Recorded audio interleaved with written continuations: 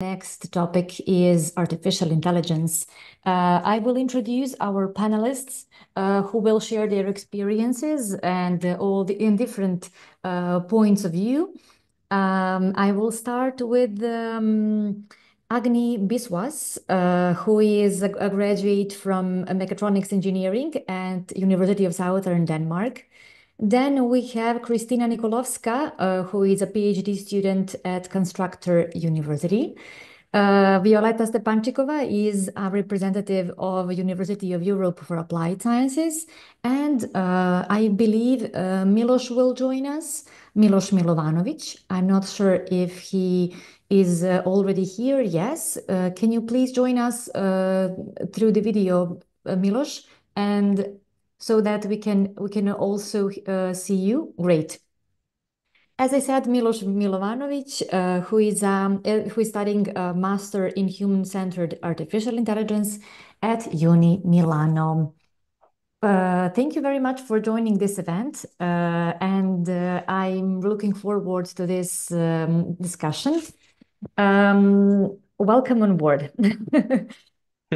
Let's start with you're welcome. I'm really hoping that this will be just let's say regular conversation, not just that official panel discussion about your experiences, about AL, about your personal career paths, and I'm sure this will be very useful for future students. Okay, maybe I can start with your personal experiences with AL as a study program. Maybe Violeta can share with us what are the possibilities to study AL at University of Europe. Yeah, hello, Yelena. Hello, everyone. Thank you for joining today's session. So at the University of Europe for Applied Sciences, we have several programs that include models and tools of artificial intelligence. For example, it can be the program from the bachelor level that is software engineering and digital business data science. And we also have a few programs in the master level. It can be, for example, generative design and artificial intelligence, digital transformation, digital content creation, and even visual and experience design. So as you see, the number of programs that you can study is quite big. And usually students practice artificial intelligence tools quite a lot. So we help students to go through case studies that include diverse fields such as health 4.0 and precision medicine, network economy and regional innovation systems, e-commerce, fintech, and industry 4.0. So students can implement their studies, their cases, their skills into different fields, and it's really wonderful. It sounds like AL is almost everywhere. I mean, at yes. least. Exactly. And actually, our students even do some research works concerning this, and they publish their discoveries, their research results in well-known magazines in Germany. For example, recently we published a kind of article in Spiegel, probably, such a well-known German magazine. And our professors, of course, support these ideas, and help students with such projects. So that's a great opportunity. Yes, that really sounds great, but we will continue on this topic and all the opportunities that you offer to your students. I would like to ask Kristina, as she is doing a PhD, right, in this field, can you explain us this artificial intelligence as an academic discipline? What are the core areas? What are the fields that AL is connected to at the moment? Hi, yes. Hi, Hello. everyone. I mean, AI is everywhere, so it's very difficult to just say, oh, this is connect with this and this is not connect, because I mean, even if you go to the simple project, and now I see, because I'm teaching also, I see students, they use ChatGPT instead of Googling. So that's a different way of thinking, right, that we had before probably. And it's interesting. I mean, it's connected with everything. So yes, I'm doing a PhD in robotics, more specific in robotic behaviors. So how the robot should move around users. But I mean, I'm using and not using AI. So it's without data, without like understanding what is happening, you cannot do anything. So you can take a many different ways of how you want to do it. I also have a colleagues that work with me from the other side, for example, cognitive science, and it's still they use AI to like do stuff and create stuff and even maybe help them with programming in a way and things like that. So I think it's everywhere. So whatever you would decide to do, from designing to startups to new ideas to doing PhD to doing everything, I mean, we have to realize that we need to include AI, so it's connected in any way. So yes. Okay, and then we will give some examples later on. I would like to continue with Agni's personal career path or that journey that you are on, because as I know you are at mechatronics engineering. Actually, you graduated from that program. Can you Yes. please explain us what was the importance of AL in mechatronics? Well, I think most of the panelists will agree that machine learning, artificial intelligence, deep neural networks, whatever you talk about, at the end of the day, what matters is a perspective. So it's very key. Like I work in robotics right now. Um, uh, Before, when I was doing my thesis, it was in um, finding out errors in a moving motor, for example, right?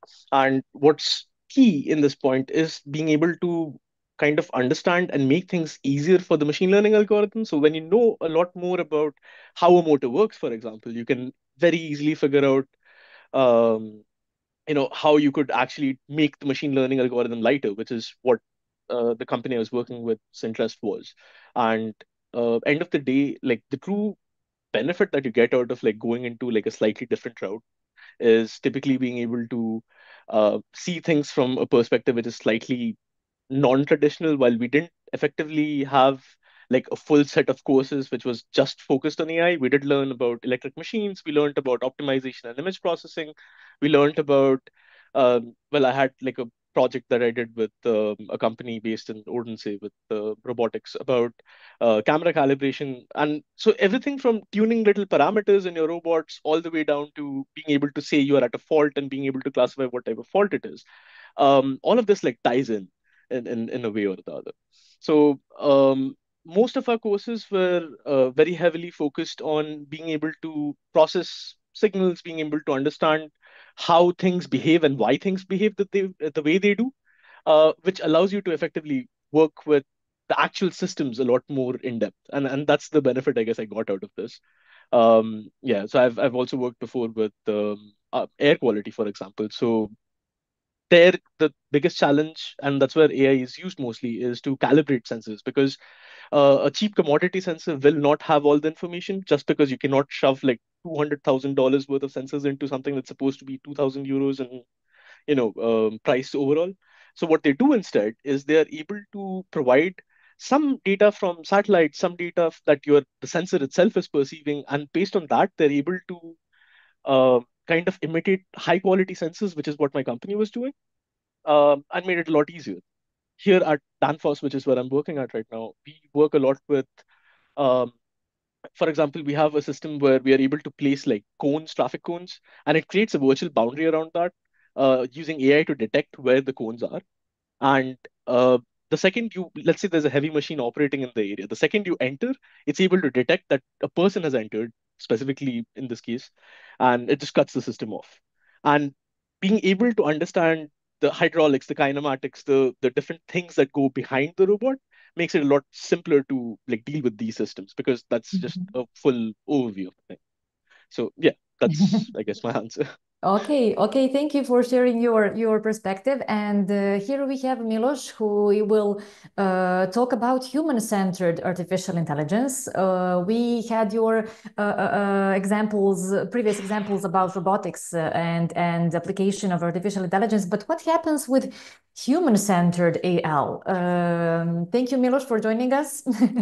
Thank you as well. Can you please share with us what actually inspired you to pursue this degree, and how is it difficult is it difficult actually? Yes, to Yeah, study. so about my actual master degree, because it is more about human-centered, we are more discussing about also about the ethics applications of AI and law and how law actually abides AI applications.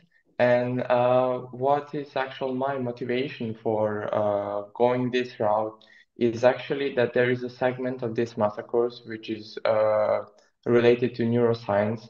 And I always found biology really intellectual stimulating. So that's why I chose to pursue AI applications in neuroscience. And I will not kid with you, it's pretty hard because coming from my bachelor background in computer science, I completely had to master neuroscience, how neurons work, how our brain works in order to have AI applied to this field.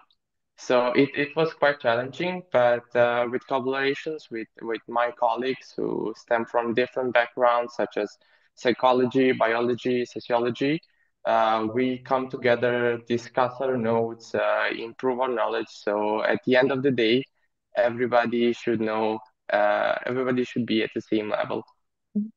Thank you for being honest and saying that Yeah. it might be difficult, because we are here to share the real stories and success stories, of course, because I believe that all of us are going through some difficulties in order to improve and in order to progress. So yes, thank you. And what I would like to just to repeat is that you had a bachelor degree in computer science, Yeah. which is quite important for all our audience, to just to say that from computer science you can study a master in artificial intelligence. Yes. Okay, let's Actually, continue. not only, Not Sophie, only, not, yeah, not sure. only, yes. For example, in our university, you can use artificial intelligence not only from computer-related sciences, yes, of engineering, but also from design things, yeah, and data analytics. So it's really important. So if you're not that interested in programming, you can study something else, yeah, something more creative, and use artificial intelligence, of course. Yeah, great, Violetta. Just a good point to make another question. What then would be some general admission requirements for at your university for this kind of programs? Any quantitative courses that they have to have in their curriculum? Anything that you can share with us? Yeah, to tell the truth, nothing is really required. Yeah, something specific and related to artificial intelligence. You will learn it during your study. So actually, we have a basic requirement. We have an entrance test that is online and includes questions in English and maths and essays. So you proceed with this. If you choose a program that is more creative, of course, we require a portfolio of your artworks. It can be any artworks. It can be even those that you created with using artificial intelligence tools. It's up to you. But still, so it can be anything. So these are just general academic requirements. Okay, Specific. Great to know, because I believe, at least from my experience, students are not sure whether they fulfill the requirements if they don't have high level of mathematics or statistics or anything related to those quantitative.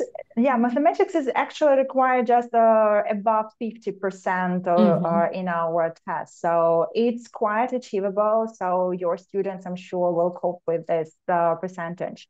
And also, so if we talk about bachelor and master programs, don't forget about English requirement. It's just B2. So we do not require that much.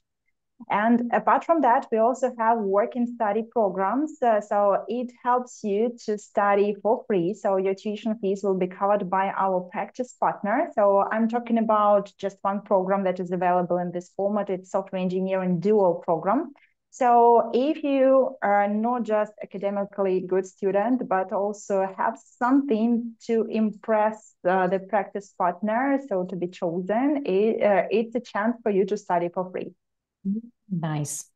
I would like to ask Christina about some advantages of studying at Constructor University, because Constructor is very famous for all the engineering programs, and of course there are lots of AL related subjects. Can you give us some overview about your experience and what students can expect?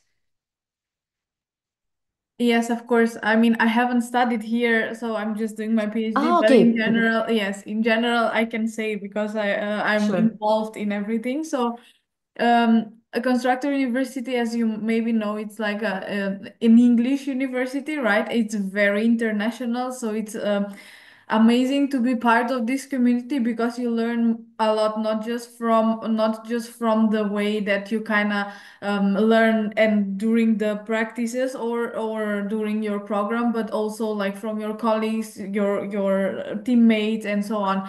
And I think it's the advantage here is that you can really reach professors and you can really get feedback from them, and you can, because every student has a peer professor, and then you have during your studies, you can go to them, you can like ask them questions, you can ask them how you think I should do this, so you get like a feedback on if you're not sure. Of course, when you're a bachelor student, you're not sure about a lot of stuff, so you have this support, which is great. Also, like the programs, as you said, are nice, but also they have like a very good connection with the industry. So students can do I mean, they have to do like a practice during the second year of bachelor's with the company, so they get also this experience. And with this they get a lot of connections, and we have also like a lot of career fairs. We have here a lot of students organization. So the students organization, actually, I was just talking in the morning at the Young Entrepreneurs Summit. I was having a workshop there. So it's the students organization are very like serious things that you can like get good connections with the industry, good connections between what is happening around campus, not just on campus, right? So yes, and they actually, a lot of students after finishing, they already have a job. So because of all of these connections and things. So I think that's what's like the plus of the Constructor University. But as a student, if I go back on my bachelor's years, which is some time ago, I do believe that it's kind of very important to have this support which you can get here, right? Mm-hmm. Yes, of course, that we always have as a feedback from our students, that the support they have on the campus is crucial in order to adapt more quickly, in order to just get used to another environment and to give the best in their studies. Agni, I would let's like go. just, yeah, Yeah, so sure, sorry, yeah, sure. just would like to Go add. ahead, please. Yeah. So, for example, in comparison with the Constructor University, what I can say about ours is that students can get support not only from professors at the university, but also we have a couple of mentorship programs. So these programs are meant to connect students with the key experts and staff from well-known companies. So they make some projects together. So they have direct interaction with the leaders in the industry, and thus they create some great things, I would say. And also we organize different types of projects, global projects with other universities and experts in the industry. For example, recently we've just had a series of lectures that was related to artificial intelligence. So it was called Cross-Cultural Approaches to Desirable AI. Yeah, and our alumni that are already employed with well-known companies, for example, Deep and SAP and some others, they made a presentation and they told more about how they use AI in their career and how it helps to improve life and make it more sustainable and stuff like that. So this is a kind of ways how to implement knowledge that our students have and how to make their networking bigger and get practice. Yes, great to know that. Speaking about our experiences in bachelor studies and master studies, I would like to ask Agni what he can say about his experience of studies abroad. What is the like maybe the main challenge? Anything that can be useful and encouraging for students that are listening. Sure. Well, so I was living in Germany a couple of years ago before moving to Denmark, and something that was very interesting as a study culture, right, in Europe that I found was professors don't tend to build ivory towers, and this is something very important because uh, sometimes when you want approachability, it's just great to have the fact that you can just walk up to a professor and be like, "Hey, I don't understand this. Please walk me through it," and they're just like, "Sure." Or the fact that some of our professors actually shared with us assignments which were stuff that they were actually researching on. We had a course that was just fully built up on this professor's research papers, which is pretty interesting because um, from the perspective of knowledge sharing, they look at you in the sense of a peer, and that's something that is like nice to be around. It promotes an environment that is very wholesome in the full sense. And I guess that this transfers off from professors into students, where let's say in the first day of when I was at the uni, we had like a project, and the people who were there from bachelors and had just migrated over, the first thing they said is, "Hey, so we are going to split up because we need to make sure that everybody is as comfortable in the uni as everybody else." So they just like kind of adopted one set of people from each group, and there's just like a huge group of people with different cultures, and was a very interesting experience. Something that was interesting from the industry collaboration end was we had a bunch of courses where it was just called mechatronics design and build, which was a company came up to us and was like, "So we have this one system that we want you guys to evaluate," and we were basically pretending to be consultants, and we went through the whole process of like all the way from looking at things from the perspective of like a project manager down to planning the factory, which included like using AI to identify certain things, using mechatronics control to deal with certain moving parts. It's pretty cool. And then there was like the thesis and what we call the in-company project, where you actively have a professor who's like a PhD and a person from the university side working like from a company side working together, and they provide you with enough information to just go forward with a certain idea, but at the same time they give you um, like a focus that you have to build something that is research worthy, and that's what you're graded on. And the end result is basically evaluated in terms of how far you can take an idea and make it something that is well documented, transparent, clear with your research processes, that sort of stuff. So uh, it's almost interesting to see how much value they've put on these metrics that are in there, and some things that have just come societally, and that was the fun part of being in SDU, I guess. So yeah, that's I guess There my is story. always a fun part. It's good to know that. So, Milos, can you please share with us your experience and that change that you faced coming from Serbia, going to Italy to pursue a master degree? Did you face any specific challenges academically or in your social life? Let's share some real experience from the campus, from the student life. Yeah, so about the student life, I think it's really different from ours in Serbia because faculties and universities are totally different structure. For example, I'm used to just going to the lectures, having exercises, university, and then go home to learn, to study, to practice. But here, I see everybody is just like sitting in universities, having specific rooms and specific conditions, so they can also learn in faculty. And I see more and more students just staying whole day. And at the end of the day, when university actually closes, everybody has to leave, but they want to stay because it's fun, encouraging, it's really inspiring.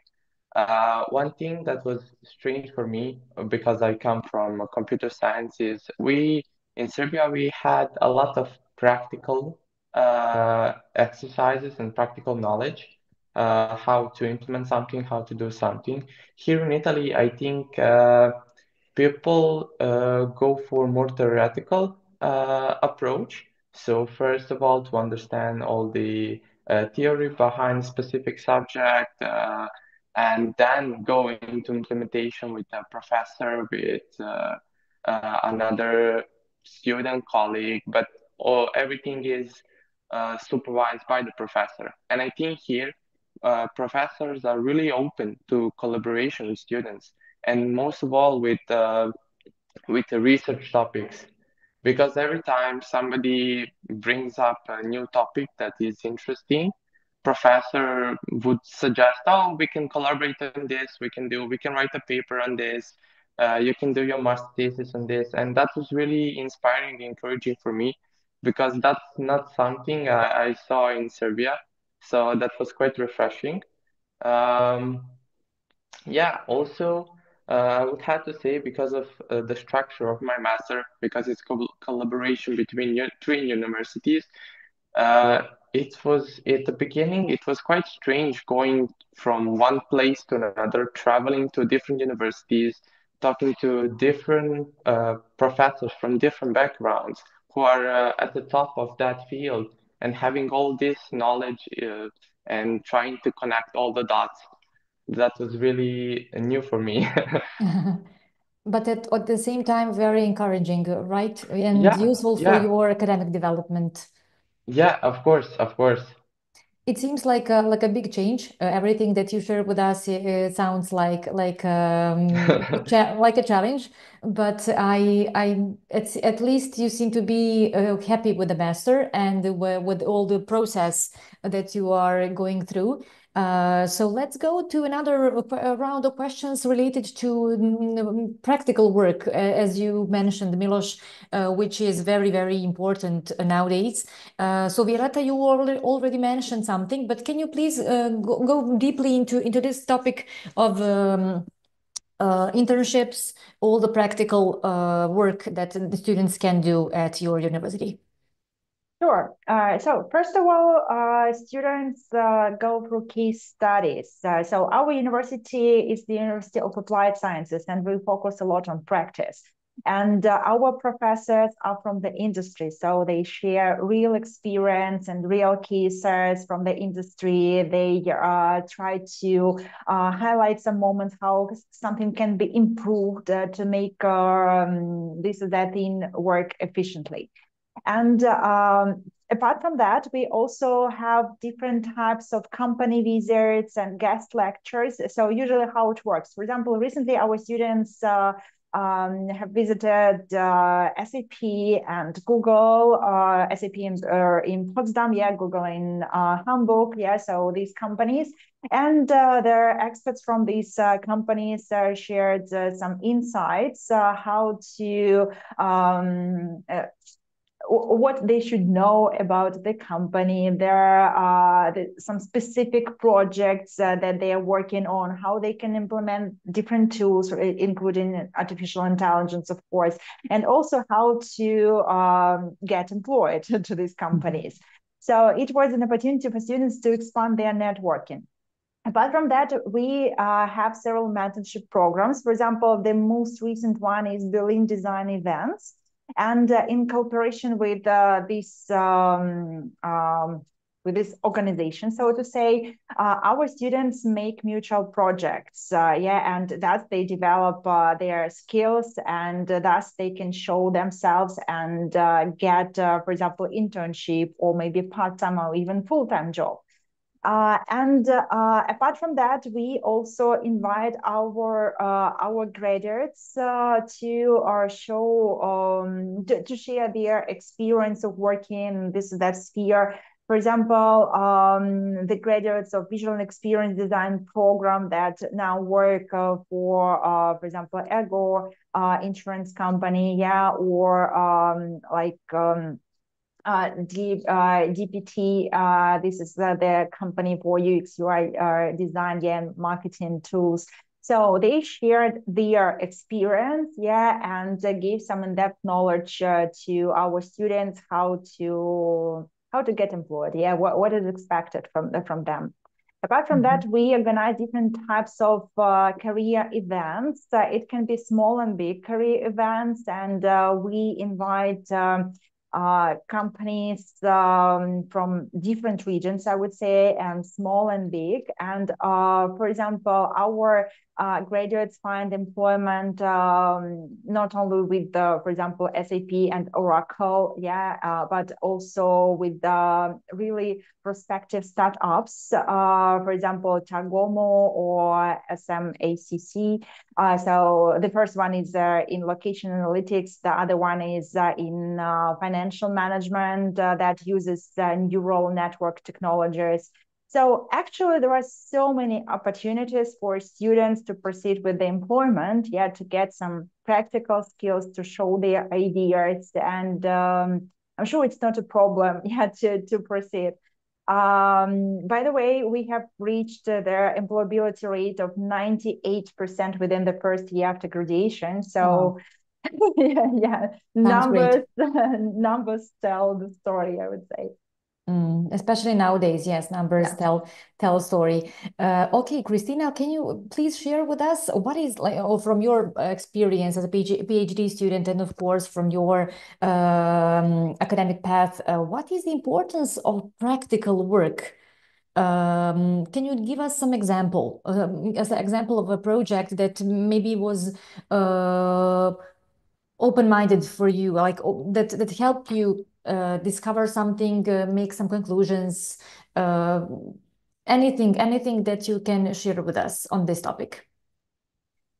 Sure. Okay. So practical work, what I think about it, I think it's very important actually. I mean, what you learn at university or in your class, it's different than when you get to the real world, right? So I have worked in startups. I have worked in like big companies, industry and stuff, and it's a different dynamics. So it will always depend on where you're coming from. But the thing about the practical thing is that you have to find something that is exciting for you, so that makes you like, you know, feel excited when you when you think about doing this.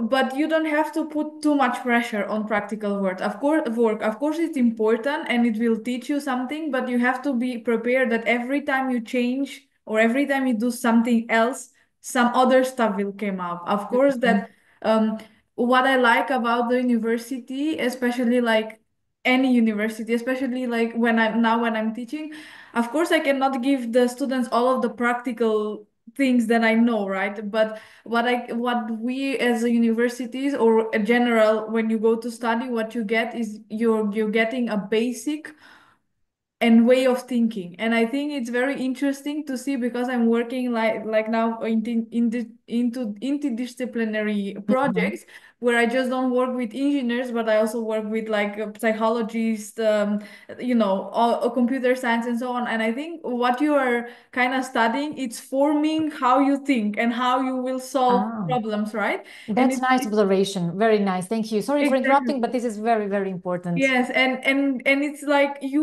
I feel like it's very also interesting to see how we don't understand each other, you know, like how I'm when I'm talking with my like colleagues from psychology, I have to like translate, and sometimes I'm like, what language are they speaking? Is this English, right? So of course, with practice, this is where the practical things coming from. With practice, you get better. So now after 3 years working on the project, I can understand what they want from me.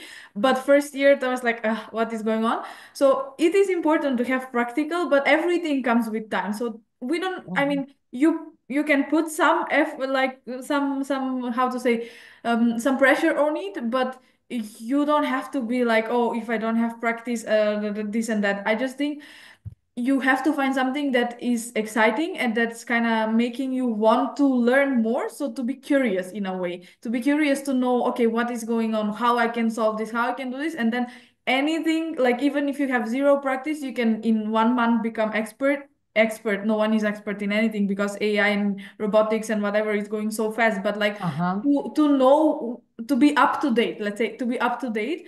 And then, more you will do it, better you will be. But I think during the studies it's important, but it's not like if you don't have this, it's end. At least from my experience. So it's, and what is important, I would like one more thing to stress out is you will have to find your own project. So it's university is giving you a lot of opportunities. Like also here at Constructor, you can work with PhD students, you can work with, but if a student come to me and say, oh, I have this idea, I want to work with you, of course I will say yes, but then you have to put an effort, because as a professor, PhD student, we have many students who come to us with ideas and then nothing happens. So you have to search for your own projects and put effort into having this practical stuff, right? Not just wait from the university to give you everything. And in short terms, you should be proactive Yes, when it comes to the practical work, internships, and other stuff. Good, very, very nice observations. As I saw, Agni was confirming all the time. So Agni, please, can you share with us one specific tipping point for you, maybe eye-opening experience, practical work at university that helped you decide about maybe your future job, about your future career, anything that was really, really eye-opening? I think you are muted. We don't hear. Now we do. Yeah, there's a whole thing with the mic. Uh-huh.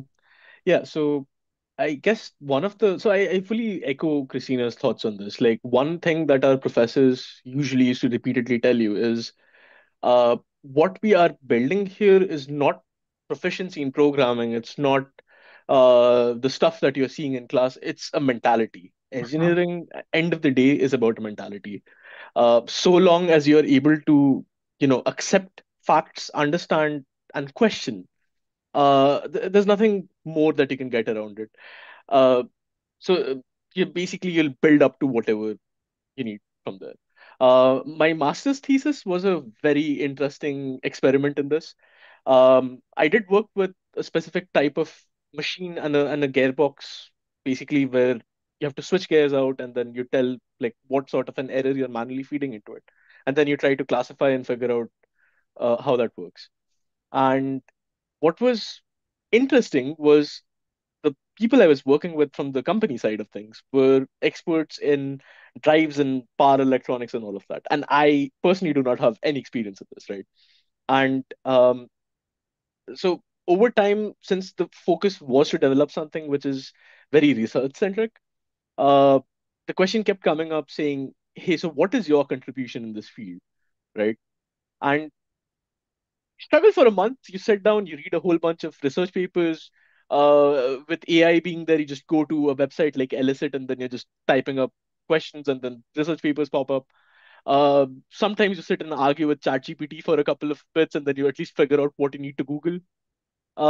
And end of the day, I could get through with it. I actually was able to perform analytics on effectively what was supposed to be a black box for me. I was able to sit and argue with my professor, who's basically an expert in AI, published a bunch of papers on the same setup, mind you, and come up with a new method of being able, like how expressing how AI is able to actually see the data. So that was basically what centered my research on. And yeah, this was in a way very eye-opening because it kind of just tells you at the end of the day, if there's a challenge, if you have a mindset, you'll pull through. The Great. rest is just hard work and grit, right? So Okay, yeah. yeah. Good point. As we are approaching to the end of our discussion, I would like to ask you to share some final advice to our audience, to the students that are considering to pursue a degree in AL. Let's like make it simple. What would be the key skills, not just academic experience, the key skill to develop, mindset to develop, what perspective to have, because this is very specific study field. It's a very fast changing field. So I think it's demanding in that terms. It's not like other maybe sciences. I would also like to ask Milos to share some typic point for him. Sorry for this. I saw you just confirming again what Agni said and Christina. So Milos, feel free to share your tipping point and then to share some like final advice to students who are listening.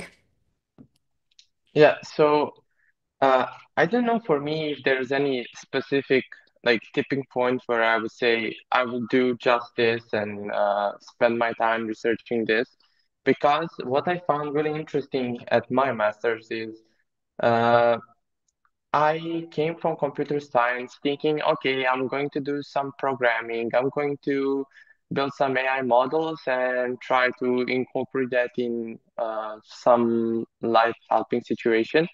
But when I came to this master's, I realized, okay, it doesn't have to be just that. I have to be open to all new possibilities now, and not just uh, saying, okay, like I'm a programmer, I don't think I'll do anything in neuroscience. So I differ from that. But actually, what I realized is just be extremely open to any sort of opportunity, because you never know where it's going to lead. And for example, I was so open to this neuro AI curriculum that now for my master thesis, I'm actually collaborating with professors from UK and having one and only specific data on famous pianists playing uh, very famous compositions and recorded EEG. So I never thought I would be doing something like that, which is really inspiring to me, and all the opportunities I had with this masters and all the top professors I could talk to and ask them for help, because that is also really, really important with this AI. It is now I think really AI isn't just one field. It's like collaboration with multiple fields, and I think this will never stop. So I would suggest everybody to be open to multidisciplinary learning and to incorporate different fields and intertwine the topics, intertwine the basically everything they learn, and question everything. So more research could be done, more topics could be researched, and don't hesitate to ask for help from basically anybody, because I think also professors will be so happy to answer your questions. Great. Anybody else that who would like to continue actually with the Me. final advice? Yeah, I think that a student should be motivated and always curious to learn something more. Students shouldn't underestimate their skills, talents, knowledge, because actually you can all professors, yeah, and our staff is quite friendly. We are ready to help. We are ready to teach you how to improve in this sphere. So don't be shy. Apply. And actually, there is one more advice for girls. Yeah, for women. Yeah, we also have a special scholarship for women in tech. So if you would like to proceed with your study in tech-related fields, for example, software engineering or data science, yeah, so feel free. We have special scholarships up to 100%. So it's a chance for you to show yourself, yeah, to present your skills about your academic skills. Yeah, maybe you have started learning some coding languages, maybe something else. I don't know, something that differs you from others. Yeah, sure, that makes you stand out. So feel free to apply, and the academic will help you with the documents to be admitted to our university. Thank you, Violeta. Christina, maybe you can be next to share the final advice. Yes. So the final advice, wherever you decide to study, find something that it's interesting to you and you will be curious about it. So don't just even if it's, of course, AI can be connected with everything and anything, as Milos said, so it's not just a specific thing. But whatever you decide, just be curious about it. And even if you don't have the skills, I will just shortly say my experience. I was in a art high school, so don't. Wow, that's a And big I'm change. doing a PhD in robotics, so don't. No one can tell you that you can do something that you don't love. So I'm doing a PhD in robotics because it really is exciting for me. I want to know what is happening. I want to know how we can improve, how we can include robots in everything, and so on. So just find something that will be exciting and that you will be curious about it all the time. So not just, you will never catch the end goal. You will never catch the this is the end. Even with my PhD at the beginning, when I started, I thought, okay, I will change everything with my PhD. Now I'm third year and I have to finish soon, and I'm like, okay, maybe I kind of change one simple thing, maybe. So just be curious all the time to learn, to do more stuff, and work and have ideas and come with ideas. And then, I Great. mean, you can always come to Constructor. It's very nice. So we will be happy to host you. But even if you don't choose Constructor, I mean, anywhere you go, just decide, pick something that is will Sure. be I interesting. have to add that Constructor also gives scholarships for Yes, excellent yes, students. So feel free to yes, reach out to yes, us to apply together for your programs and your scholarships. Of course, we will be in touch with all the students that are interested. yes, yes. And Ag- we have the same. We have like a great connection with industry. So the back to practical stuff, you will always get, we can give have chance to do practical stuff, career fair and everything. So it's a, I like it. It's nice. Okay. Okay, thank you. And Agni, your final advice, your Yeah. Well, I guess my main advice to people is take risks. I came to okay. STU because this was a random conversation I had in a bar in Copenhagen with a guy who was like, "So there's this college called STU. It's pretty cool. Lots of things going on in there." I was like, "Okay, look it up." A year later, I just applied out of curiosity. Ended up getting a full-blown scholarship and being paid a certain amount of money to go through with it. Was fairly easy to find student jobs. I have had the opportunity to work with companies, had some chances to get out with teaching kids. So I was able to teach like my juniors with like a subject that I was being a TA for. And uh, there is benefits to just taking risks. It's okay, just overreach. I landed this job where I'm at right now because I was at a random hackathon uh, at SDU, and then it was about robotics, and I reached out to the same people who are now my colleagues. So things work out. And the second advice is begin from a very early point to figure out what you want to project yourself professionally as. And Okay. this is important in the sense of think about a year from now, what do I want my resume to look like? 10 years from now, not 10, maybe like 3 years from now, where do I want my resume to look like? And look up people who have similar experiences, reach out to people. People are usually pretty nice, and you can just grab them out and be like, hey, so how do you do what do you do, and how did you get there? Right? Mm, People are always happy to tell stories. Um, and yeah, just shamelessly reach out to people if you have to. Like, there's nothing wrong with it. okay, yeah. Nice. So if you let me, I will wrap up this conversation, this discussion with all the advice that you provided. Well, as we said, be open to opportunities, be research oriented, find your what sparks your imagination, be curious, be confident in your potential and your skills that you already have. Take risks and reach out to people. I really enjoyed our conversation, and I'm sure it was useful. It will be useful for all the potential students. If you have anything to add, we have 3 minutes. Use them wisely.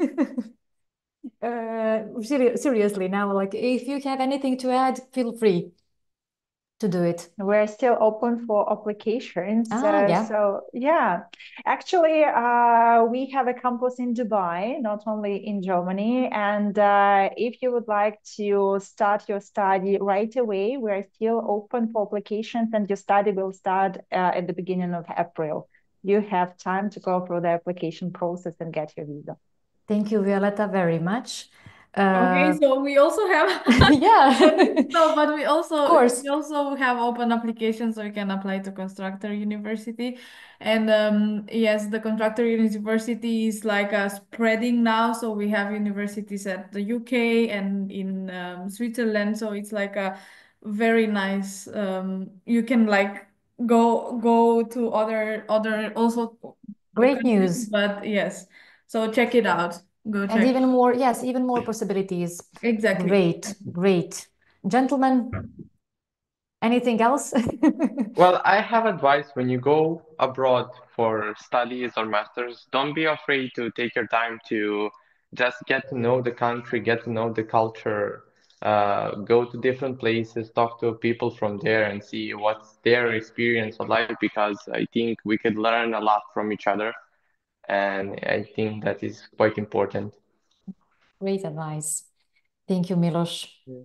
Agni? I mean, make memories. I mean, Oh, that's what yes. end of the day, masters, bachelors is probably going to be like some of your best days of your life. And Mm. if you need a break from adulthood, probably your time to take a master's degree, I guess. Wow. Yeah, great way to wrap up this discussion. Thank you once again. I really enjoyed it.